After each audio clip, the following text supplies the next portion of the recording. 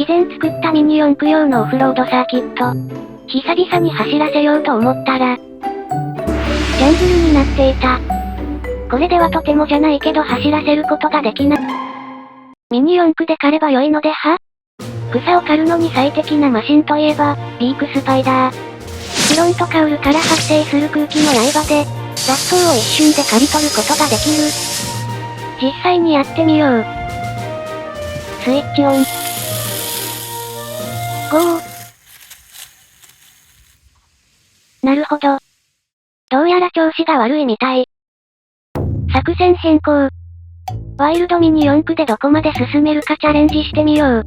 ビークスパイダーのボディを使いたいけど、通常のミニ四駆とワイルドミニ四駆は互換性がない。ので、3D キャドでデータを作成し、3D プリンターで召喚。ボディアタッチメントの完成。これにボディを搭載すれば、ビークスパイダーワイルド、完成だ。雰囲気ガラッと変わるけど、これはこれでかっこいい。ビッグタイヤの走破性でどこまでいけるか。スイッチオン。ゴー。あ、ほえー。ひっくり返ってしまった。どうやら壁に乗り上げてしまったみたいなので、ガイドローラーを装備。こんなこともあろうかと、FRP ステイを装着できるようにしておいたのだ。それとワイルドミニ四駆は背が高くてゲートに当たるので、コースサイドに立てる方式に変更。テイク2行ってみよう。ゴー。今度は走れて。やはり草をどうにかしないと先に進めないらしい。しかし草を刈ろうにも、なぜか空気の刃は発生しないので、AI にアドバイスをいただいたところ、ふむふむ。なるほど。草刈り機。とな。というわけでこんなものを調達してきた。これを、こうして、こうじゃ。マシンに装着するとこんな感じ。これで草を刈りながら進める。と思ったけど、これだとスイッチをオンにできないことに気がついた。ので、前後反転。こんなこともあろうかと、アタッチメントの前後を反転できるようにしておいたのだ。わかりにくいけど電池やタイヤの向きも変わっている。適当に配線をして、草刈り特化型ビークスパイダーワイルド、完成。やってくれそうな見た目をしている。スイッチオン。良い音がする。ゴー。これは、全然枯れていない。そして止まった。おお？ゴリ押ししてるけど、全然枯れていないのだ。どうやら走行速度が速すぎて、草を刈る間もなく進んでしまっているので、駆動モーターを超低回転タイプに変更。このモーターはすごく小さいギアがついていて、ユニット単体で171対1の減速比になっている。ただしそのままでは搭載できないので、ピニオンギアを接着し、カバーでサイズを調整。ちなみにギアの接着には、ルール無用 JCJC データ知見が活かされているぞ。モーターをマシンに搭載して、超低速草刈り特化型ビークスパイダーワイルド、完成。ちなみに草刈りモーターは、ノーマルからライトダッシュに変更してみた。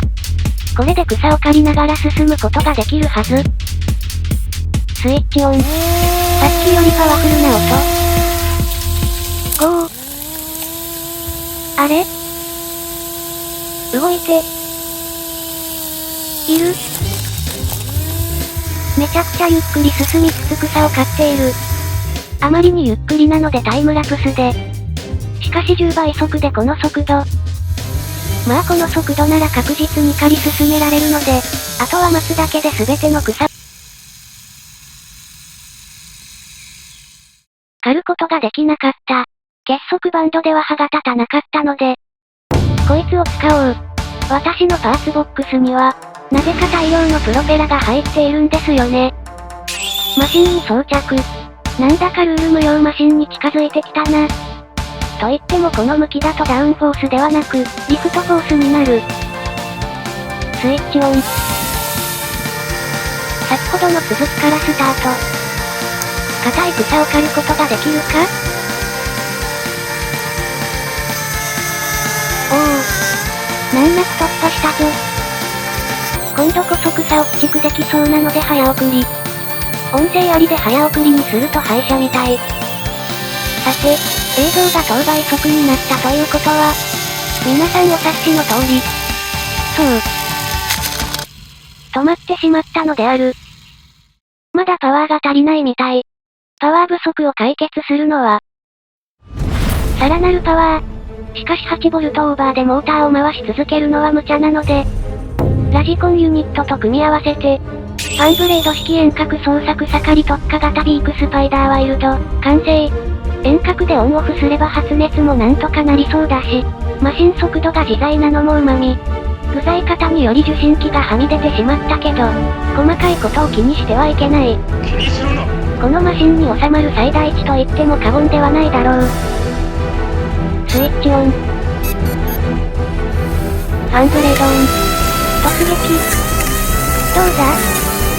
一旦下がって。もう一回。手応えを感じるぞ。ここからは早送り。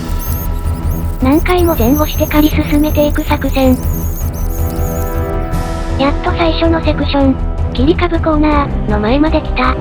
ちなみに音があったりなかったりするのは、通常の映像を早送りしているか、最初からタイムラプスで録画しているかの違い。もう少しでタイトブリッジの入り口なのだけど、ここでバッテリーが切れてしまった。ここまでの中間リザルト。8V プラズマダッシュファンブレードラジコン方式で、なんとかここまで進むことができた。充電して開拓再開。この方式はファンの風圧で、刈った草を蹴散らすことができるのが地味に良い。ファンブレードの勢いが復活したので、どんどん刈り進めて空力ってすごいんだな。気を取り直して再開。上り坂の手前はファンが地面に当たってしまうので、気をつけながら進んでいく。なかなか良い感じなのではなかろうか。よし、タイトブリッジ通過だ。ロックボールが見えてきた。この区間は土の部分が少ないので、ちゃちゃっと片付けてしまおう。岩部分はあまり草がないのでスルーでも良いけど、壁際がちょっと気になるので、ファンが岩に当たらない。当たってしまった。次のファンに交換。ファンが折れても、代わりはあるもの。ついでにリアにもステーを装着。ロックボール周辺は危険なので、スタート地点から逆回りで開拓する作戦に変更しよう。ゴー。最終コーナー付近は、草の密度が低いので余裕で進めるな。しばらく早送り。操作も慣れてきたのでかなりスムーズに進んでいる。このままタイルターンまで行ってしまおう。おそらくすでにコース全体の半分分かれたはず。トンネル手前の密度がやや高いな。よし。これでトンネルをくぐることができる。あ。そういえばこのマシン背が高いんだった。一時退却。前後反転。仕方がないので通常の向きで再度進めよう。ロックボールまで移動。ここからリスタート。今度こそファンを折らないように慎重に。もう岩場は抜けたから大丈夫そう。この辺りはアジサイの日陰になっていて見にくいけど、強い草はなさそうなのでどんどん進んでいこう。御用松コーナーを抜けて、画面の右端までたどり着けばミッションコンプリートだ。あと少し。いけるぞ。と思ったら、またしても止まってしまった。ファンは動くのに駆動が動かない。というわけでメンテナンスを開始する。にしても草の破片がこびりついてすごいことになってるな。そしてワイルドミニ四駆のホイール一体ギア。オフロード走行的にはかなり厳しい設計な気がする。モーターを外して駆動チェックしてみると、フロントは軽く回るけど、リアがロックして全く動かない。ギアボックスを開けてみると、盛大に砂が侵入してしまっている。そしてこの小さい石が挟まってロックしてしまったみたい。先ほどのホイールとこのギアボックス、そのあたりを改善した自作シャーシを作りたくなってきたぞ。石を取り除いて復活。と思いきや、よく見るとギアが欠けてしまっている。ので、欠けたギア部分を削って、ピニオンギアを接着。他のギアも綺麗にしてメンテナンス完了。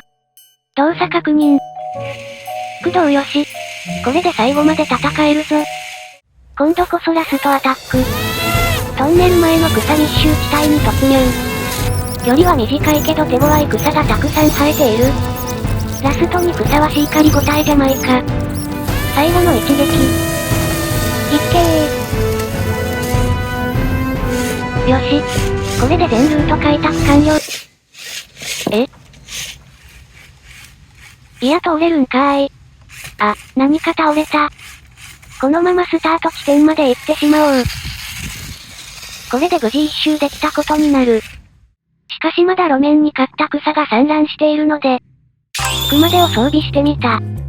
ゴー。これで草を集めて仕上げとしよう。あ、また倒れた。引っかかった気がするけど多分気のせい。ゴール。どれどれ。あんまり取れてない。ちゃんと走行できる状態になったか。オフロード用マシン、ブロッケンダートでチェック。スイッチオン。ゴー。おー。ちゃんと走れているぞ。ちょいちょい刈りきれなかった草に当たっているけど、走行する分には問題なさそう。今回はミニ四駆で草刈りに挑戦。もっと簡単にできるかと思っていたけど、想像以上に草が強敵で苦戦してしまった。最終的にはパワーゴリ押しの魔改造マシンで、かなりの時間をかけて開拓し草に勝利。オフロードサーキットは走行可能な状態になったので、近いうちにまたレースをしたいと思う。おまけ。今回設計したワイルドミニ四駆用のボディアタッチメント。3D データをブースに出品したところ、出力品を売ってほしい、とのメッセージをいただいた。何個か出品してみるので気になった方は何卒。ちなみに、終盤パタパタ倒れていたタイトブリッジは、裏側からビス止めして固定することにした。